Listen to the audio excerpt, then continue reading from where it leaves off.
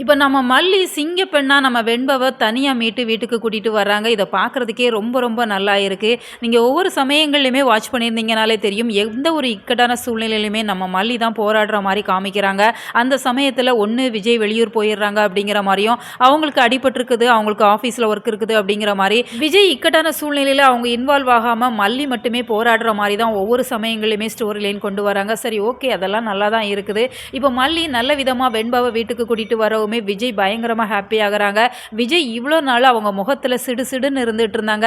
ஏன்னா அதற்கு காரணம் நம்ம வெண்பா பக்கத்துல இல்ல. வெண்பாவுக்கு என்ன ஆச்சோ ஏதாச்சோ ஒரு பொம்பளை பிள்ளைய கடத்திட்டு போயிருக்கிறாங்க அப்படின்னு சொன்னா அந்த தகப்பனுக்கு எவ்வளோ வலி இருக்குமோ அந்த வலிகள் நம்ம விஜயோட கண்கள்ல இருந்தது அப்படிங்கிறதால நிச்சயமா அங்க இருக்கிற யார்கிட்டயுமே முகம் கொடுத்து கூட அவங்களால சரியா பேச முடியல. அந்த அளவுக்கு ஒவ்வொருத்தர் மேலேயுமே கோபத்தை காமிக்க தான் செஞ்சாங்க.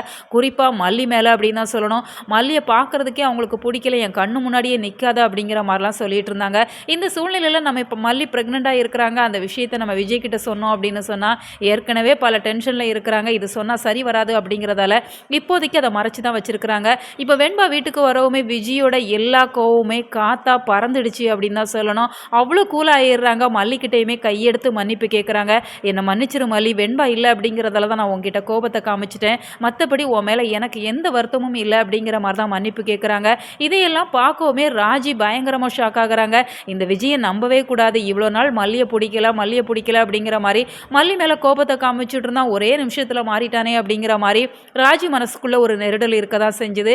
ஆனால் இந்த சூழ்நிலையில் நம்ம மல்லி ப்ரெக்னெண்ட்டாக இருக்கிறாங்க அப்படிங்கிற விஷயத்தை மல்லி எப்படி சொல்ல போகிறாங்க, டைரெக்டாக விஜய் கிட்ட சொல்கிறதுக்கு பதிலாக வெண்பா மூலமாக ஏதாச்சும் ஒரு வகையில் அவங்க வெளிப்படுத்துவாங்க அப்படின்னு சொல்லி தான் எதிர்பார்க்கப்படுது. அந்த ஒரு தருணத்துக்காக தான் நம்ம ரசிகளுமே எதிர்பார்த்து காத்து இருக்கிறாங்க. இப்போ மல்லி ப்ரெக்னெண்ட்டாக இருக்கிறாங்க அப்படின்னு சொன்னால் விஜய் அவங்கள கழுத்தை பிடிச்சி வெளியில் தள்ளிடுவாங்க அப்படிங்கிற மாதிரி தான் இந்த ராஜி, நிஷா, கதிரேசன் 3 பேருமே நினைச்சிட்டு இருக்கிறாங்க. அதெல்லாம் நடக்கவே நடக்காது. மல்லியை தாங்குன்னு தாங்க போறாங்க. அதையெல்லாம் வெயிட் பண்ணி பார்க்கலாம். உங்களோட கருத்துக்களை மறக்காம கமெண்ட் பாக்ஸ்ல தெரியப்படுத்துங்க.